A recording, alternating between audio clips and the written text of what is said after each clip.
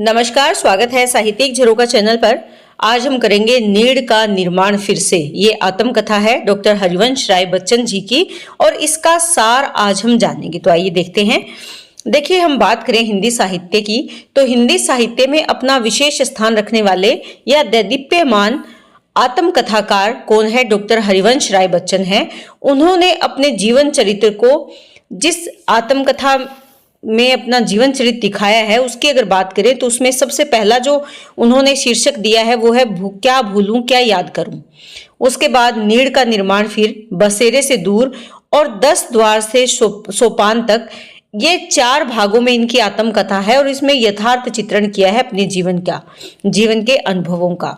इसमें सबसे पहला जो इसका भाग है क्या भूलूं क्या याद करूं में उन्होंने अपने जन्म से लेकर अपनी पत्नी श्यामा की असाध्य बीमारी तक के अनुभवों का यथार्थ चित्रण किया है। इसके साथ साथ जो उस समय की तत्कालीन राजनीतिक है, सामाजिक परिस्थितियां हैं, धार्मिक परिस्थितियां हैं, उन सबको भी यहाँ उन्होंने जगह दी है क्या भूलूं क्या याद करूं में।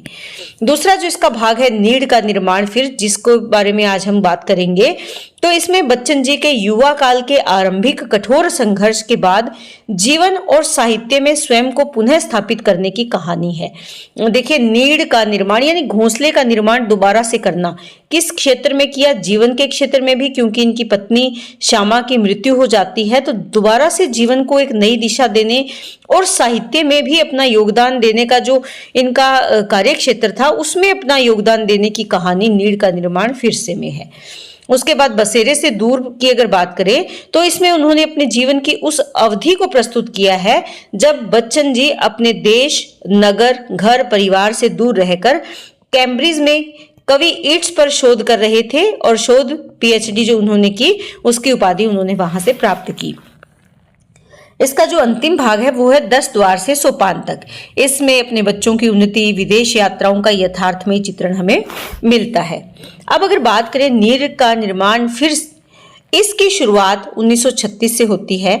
इसमें श्यामा की मृत्यु से क्षुब्ध हुए लेखक का चित्रण है। इसमें श्यामा का मुख दहन, दाह क्रिया, दिल दहला देने वाला दारुण दस्तावेज है ये नीड़ का निर्माण फिर, क्योंकि इसमें जो उनकी पत्नी है श्यामा, उनकी पहली पत्नी है श्यामा, जिसकी मृत्यु हो जाती है और उसका बहुत ही हृदय विदारक चित्रण इसमें किया है। आत्मकथा के इस भाग में बच्चन जी के युवा काल के आरंभिक कठोर संघर्ष के बाद जीवन और साहित्य में दोबारा से स्थापित करने की कहानी संकलित है। श्यामा के स्वास्थ्य में थोड़ा सुधार दिखाई दे रहा था। ये कब की बात है? 17 नवंबर की शाम श्यामा पर झपटी वह शाम मृत्यु की अखंड रात में बदल जाने वाली थी। श्यामा अपने नाम के अनुरूप रूप में या अरुण में विलीन होने लगी, यानी शाम होने लगी, यानी उसके मुख की जो कांति है वो कालीनता में बदलने लगी। शाम को अचानक बेहोशी का एक दौरा आया, उसके दांत बैठ गए, आंखें डूब गई। तब से मध्य रात्रि तक केवल सांसों के ऋण की अंतिम किस्त चुकाती रही। ये बच्चन जी ने अपने इस आत्मकथा में वर्णन किया है श्यामा के उन अंतिम क्षणों का। दौरा आने पर डॉक्टर घोष को बुलाया गया। उन्होंने श्यामा की नाड़ी देखी और लेखक से कहा, मरीज को शांत पड़ा रहने दो और तुम भी अपने मन को शांत रखो। डॉक्टर का संकेत किस ओर था कि श्यामा अब नहीं बचेगी। लेखक अपनी जीवनी आत्मकथा में लिखते हैं कि घर पर मौत की छाया मंडराने लगी थी और हमारा छोटा सा परिवार श्यामा की चारपाई को घेर कर बैठ गया था। सिर लटकाए, सर्वथा असमर्थ, पूर्णतया पराजित थे हम। मृत्यु की प्रतीक्षा मृत्यु से भी अधिक डरावनी होती है। बीच में श्यामा की ऊर्ध्व श्वास कुछ अस्पष्ट सा कहती, कुछ अस्फुट कहते, कुछ प्रयास करते ही श्यामा की सांसों की डोर अचानक टूट गई। श्यामा का दम टूटते ही लेखे की माँ, बहन, छोटा भाई, उसकी पत्नी सब एक साथ रो पड़े। केवल पथराई आंखों से बच्चन जी शव को देखते रहे। ना उनके मुंह से आह निकली, ना ही आंखों से आंसू। लेखक के पिता ने श्यामा को धरती पर देने को कहा तो यह बात लेखक के मन को नहीं रुची। उनके पिताजी ने मनस्थिति को समझते हुए गीता का पाठ किया। उस रात का उत्तरार्ध बड़ा लंबा हो गया था, यानी बची हुई जो आधी रात थी वो कटने को नहीं आ रही थी। इस प्रकार लेखक ने श्यामा के प्रथम मिलन से लेकर उसके अंतिम विदा के दिनों को दोबारा जिया। 9 वर्षों का समय आंखों के सामने साकार हो गया, यानी 9 साल वो दोनों एक साथ रहे और श्यामा 9 साल के बाद उनका साथ छोड़कर चली गई। इस प्रकार बच्चन जी ने अपनी आत्मकथा में यथार्थ व बेबाक तरीके से अपने जीवन का चित्रण किया है। इसके बाद इसमें जो घटनाक्रम उन्होंने शामिल किया, इलाहाबाद विश्वविद्यालय में जब वे अध्यापक थे उस दौर की बातचीत भी इसमें, उस दौर के उनके जो अनुभव है वो भी इसमें शामिल किए हैं, क्योंकि 20वीं शताब्दी में इलाहाबाद विश्वविद्यालय ऑक्सफोर्ड ऑफ ईस्ट के नाम से जाना जाता था, यानी बहुत ही प्रसिद्ध विश्वविद्यालय था, भारतवर्ष का सबसे अच्छा विश्वविद्यालय। नीड़ का निर्माण फिर में वह विश्वविद्यालय में से अंग्रेजी में पढ़ाई पूरी करने की कथा बताते हैं। उन्हें कैसे वहां नौकरी मिली, अंग्रेजी विभाग के जो 2 प्रसिद्ध अध्यापक जिनका नाम अमरनाथ झा और MC देव के बारे में भी वो बात करते हैं अपने इस आत्मकथा में। यहाँ पर पंडित अमरनाथ झा के बारे में वो बताते हैं कि अंग्रेजी साहित्य का इतिहास और शेक्सपियर पढ़ाते थे। साहित्य के इतिहास पर उनका एक व्याख्यान प्रति सप्ताह होता था और उसमें BA के लड़के भी आकर बैठ जाते थे। विभाग के बीचों बीच वाले सबसे बड़े हॉल में, जिसमें अपराह्न में लॉ के क्लास होते थे, शेक्सपियर वाला क्लास वे अपने कमरे में लेते थे।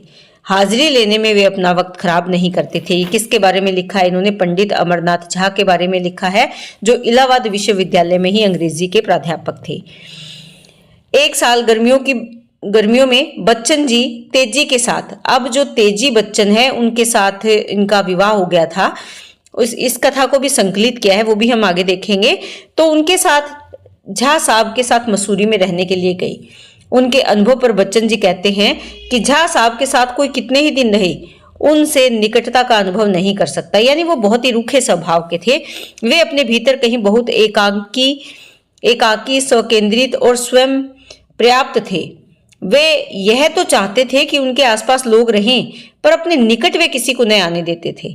झा साहब में बहुत गुण थे, पर वे अच्छे मेजबान नहीं थे कि आए हुए मेहमानों की कदर करना नहीं जानते थे। धर्मशाला और घर में रहने में कुछ अंतर का अनुभव तो होना ही चाहिए। उनके घर में सब कुछ ठंडा ठंडा सा था, हृदय की गर्माहट की प्रतीति कहीं भी नहीं होती थी। तो ये किसके बारे में लिखा है? झा साहब के बारे में उन्होंने इसमें अपने व्यक्तिगत अनुभवों को शामिल किया है। उसके बाद आयरिश और अंग्रेजी। आयरिश कौन है, कब उनसे मुलाकात होती है उसके बारे में भी, और अंग्रेजी भाषा का क्या प्रभाव रहा वो भी यहाँ इस आत्मकथा में उन्होंने शामिल किया है। बच्चन जी के जीवन में कई लड़कियां आई, कुछ का नाम तो वे बताते भी हैं और कुछ का छिपा भी जाते हैं। इन संबंधों का जिक्र करने का उनका ढंग भी निराला है। विश्वविद्यालय में पढ़ाई करते समय आयरिश नाम की ईसाई लड़की उनके संपर्क में आई और उसे वे दिल से चाहने लगे। आयरिश ने बच्चन जी के प्रेम पढ़ने को अस्वीकार कर दिया। उससे पत्र व्यवहार कौन सी भाषा में होता था? अंग्रेजी में। अस्वीकार होने के बाद बच्चन जी ने अंग्रेजी के पत्रों को नष्ट कर दिया।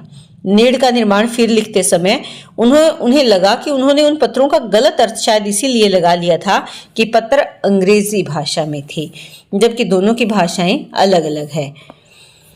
उसके बाद आयरिश से जब उनके बातचीत आगे नहीं बढ़ी, उसके बाद तेजी से मिलन के बारे में भी वो लिखते हैं कि आयरिश के द्वारा बच्चन जी का प्रेम निवेदन स्वीकार न किए जाने पर वे अकेले हो गए और जीवन में नारी ढूंढने लगे। वे अपने मित्र प्रकाश के पास बरेली गए थे। वहां पर उनकी मुलाकात तेजी जी से हुई, जो कि लाहौर में साइकोलॉजी पढ़ाती थी। इन दोनों की जब मुलाकात हुई तो दोनों एक काव्य गोष्ठी में एक दूसरे से मिले और वो मिलन उनका सदा जीवन भर का साथ बन गया था, ऐसा वो अपनी आत्मकथा में लिखते हैं।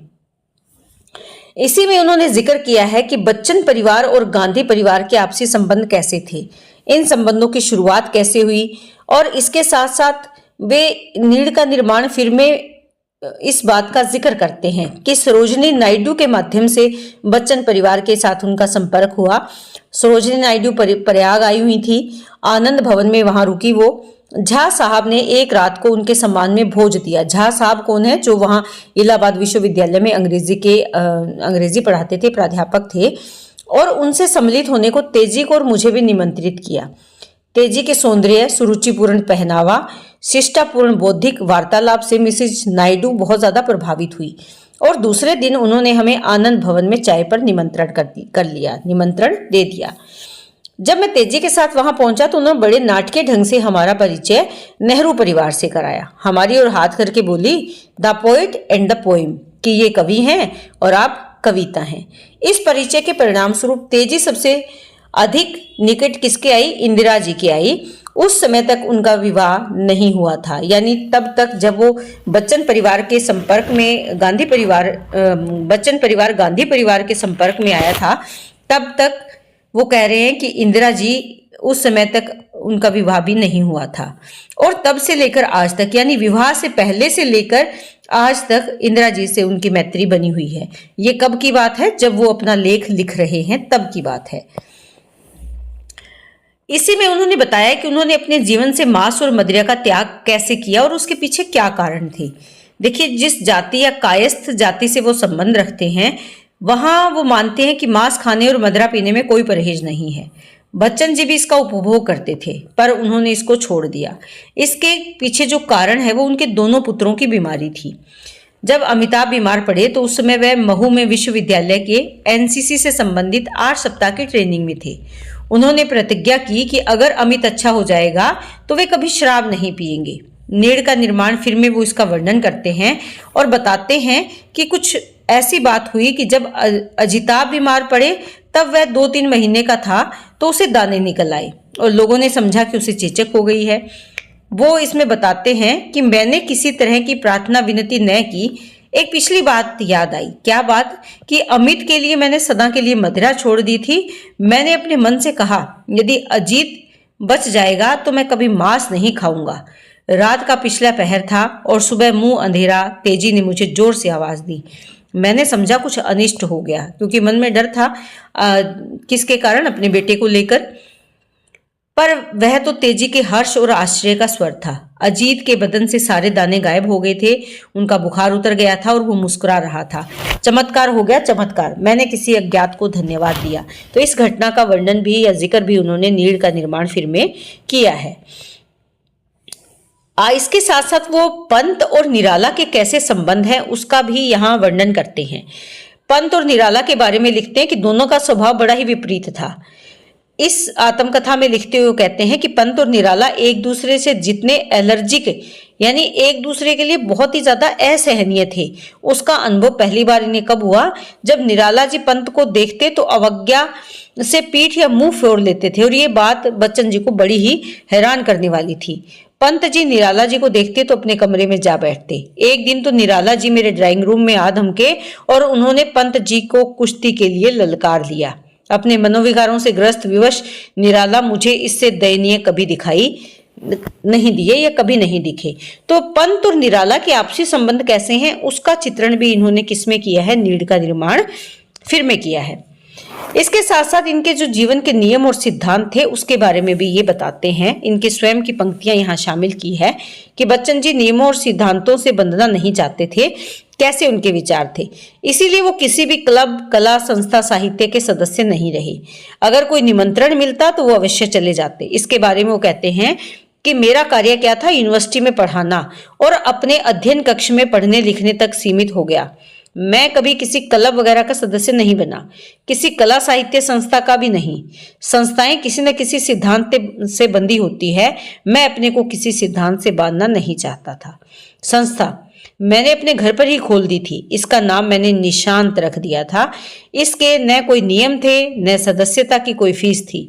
कुछ लोग, जिनमें अधिकतर यूनिवर्सिटी के नाते मेरे विद्यार्थी थे, महीने के अंतिम शनिवार को 10 बजे रात को बैठते और काव्य पाठ, साहित्य चर्चा में रात बिताते थे। 1 या 2 बजे रात को हम ही लोग मिल मिलाकर कॉफी अथवा कोई ताजी गर्म खाने की चीज बनाते और खाते पीते। तारों की महफिल के उठने तक हम अपनी बैठक जमाए रहते। तो ये उनके जीवन किस प्रकार नियम और सिद्धांतों में बंधा हुआ नहीं था, या इन नियमों और सिद्धांतों का उनके जीवन में कोई अर्थ नहीं था, उसका भी इन्होंने यहाँ पर चित्रण किया है। तो नीड़ का निर्माण फिर, यानी श्यामा के चले जाने के बाद तेजी का जीवन में आना। तेजी बच्चन से उन्होंने विवाह किया, उनके 2 पुत्र हुए और उसके साथ साथ काव्य गोष्ठियों का आयोजन किस प्रकार करने लगे, किस प्रकार इन्होंने निशांत संस्था रूप में अपने ही घर में उसको उन्होंने शुरुआत की और उसमें अपने ही मित्र और जो इनके विद्यार्थी थे वो वहाँ इकट्ठे होकर बैठना, काव्य पाठ करना, वो सब उनके मनोरंजन का साधन था, जिसपे साहित्य की चर्चा वो करते थे। तो इस तरह से इस भाग में इन्होंने अपने जीवन के इसी घटनाक्रम का चित्रण किया है। तो उम्मीद करती हूँ कि ये सारा आपको बहुत अच्छे से समझ में आया है। बहुत बहुत धन्यवाद।